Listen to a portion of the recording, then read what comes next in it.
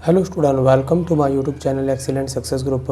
तो स्टूडेंट, आज हम डिस्कस करेंगे क्लास 6 में चैप्टर 5 प्रारंभिक आकारों को समझना, प्रश्नावली 5.6। क्वेश्चन नंबर 2 हमें दे रखा है, निम्न को सम्मिलित कीजिए। देखो, इनको मैचअप करवाने से पहले ही देखो ये सारी बातें जो दे रखी है हमें त्रिभुज के बारे में ही दे रखी है, समकोण त्रिभुज, समद्विबाहु त्रिभुज। तो पहले इन त्रिभुजों को हम समझ लेते हैं, तब जाके इनको मैचअप हम करेंगे। देखो, तो त्रिभुज को यहाँ पर दो तरीके से बांटा जाता है। पहला होता है भुजाओं के आधार पर, दूसरा होता है कोण के आधार पर। भुजाओं के आधार पर कैसे बांटा जाता है? वो त्रिभुज जिसकी तीनों भुजाएं समान होती हैं उसे कहते हैं समबाहु त्रिभुज। वो त्रिभुज जिसकी दो भुजाएं समान होती हैं उसे कहते हैं समद्विबाहु त्रिभुज। यानी कि ट्रायंगल हमारा कुछ ऐसा होगा जिसमें दो भुजाएं बराबर होंगी, उसे कहेंगे समद्विबाहु। सम मतलब समान, द्वि मतलब दो, बाहु मतलब भुजा। जिसकी समान हो दो भुजा वो कहलाएगा समद्विबाहु त्रिभुज। तीनों भुजाएं अलग अलग हो, तीनों अलग अलग भुजाएं होंगी उसे कहेंगे विषमबाहु त्रिभुज। कोण के आधार पर कैसे बांटेंगे? समकोण त्रिभुज वह त्रिभुज जिसका कम से कम एक कोण 90 डिग्री का होगा वो कहलाएगा समकोण त्रिभुज। तीनों कोण 90 डिग्री से कम होंगे वो कहलाएगा न्यून कोण त्रिभुज।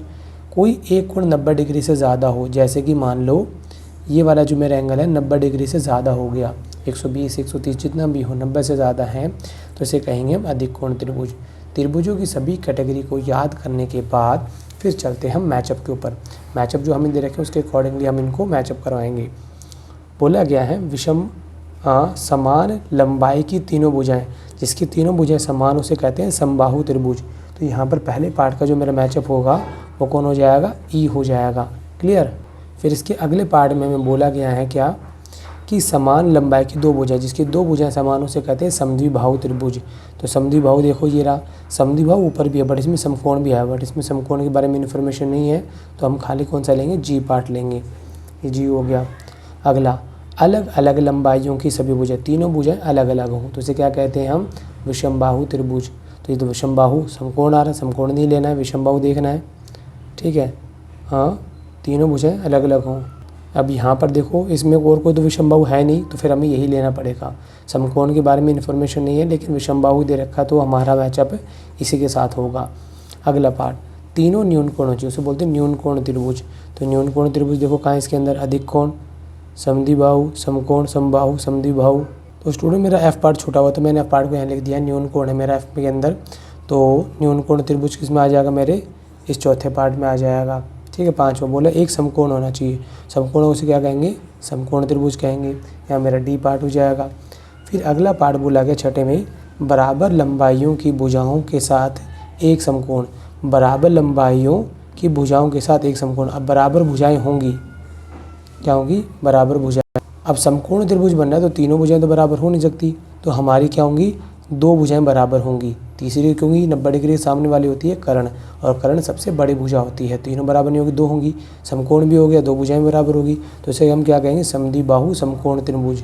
इसका हमारा पार्ट हो जाएगा बी। तो स्टूडेंट एक कोण हमारा बच गया, एक अधिक कोण है। ठीक है, अधिक कोण वाला कौन सा हो जाएगा? अधिक कोण त्रिभुज। इसका मैचअप हमारा कौन हो जाएगा? सी हो जाएगा। इसी के साथ हमारा क्वेश्चन नंबर 2 यहाँ पे कंप्लीट होता है। अब हम डिस्कस करेंगे क्वेश्चन नंबर 3 को। तो स्टूडेंट अब हम डिस्कस करें क्वेश्चन नंबर 3 को। बोला गया निम्नलिखित त्रिभुजों में से प्रत्येक के दो प्रकार से नामकरण कीजिए। दो तरीके से नाम बताने में इसके आप कोण के प्रकार देकर भी ज्ञात कर सकते हो। तो यहाँ देखो, यहाँ पर इसकी दो भुजाएं समान है और दो कोण भी समान है। ठीक है, और दोनों कोण समान है तो यानी कि ये न्यून कोण ही हो सकते हैं, समकोण तो हो नहीं सकते, क्योंकि समकोण की जो आकृति होती है वो बिल्कुल एल शेप की होती है और अधिक कोण की जो शेप होती है वो इस तरीके से बनी होती है। न्यून कोण हमेशा वी शेप का बना होता है। ये तीनों में डिफरेंस होता है। न्यून कोण वी शेप का होगा, समकोण हमारा बिल्कुल एल बना होगा, अधिक कोण हमारे इस तरीके से जो वी होगा वो थोड़ा ओपन होगा हमारे यहाँ पे। तो इसमें दोनों जो न्यून कोण ही होंगे, समकोण हो नहीं सकते, और एक त्रिभुज में सिर्फ एक ही अधिक कोण हो सकता है, एक से ज़्यादा नहीं हो सकते। तो इसीलिए हम क्या कहेंगे? इसे न्यून कोण और समद्विबाहु त्रिभुज ये कहेंगे। तो यहाँ मैं लिख देता हूँ इसके नीचे न्यून कोण त्रिभुज, और दूसरा नाम इसका क्या हो जाएगा? दो भुजाएं समान है तो समद्विबाहु त्रिभुज।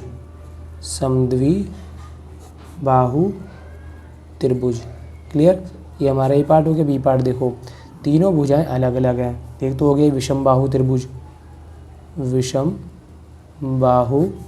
त्रिभुज, और दूसरा इसके अंदर एक कोण 90 डिग्री का, ये जो सिंबल होता है ना ये 90 डिग्री के लिए ही यूज़ होता है। तो दूसरा हो जाएगा ये समकोण त्रिभुज भी है, समकोण त्रिभुज। क्लियर।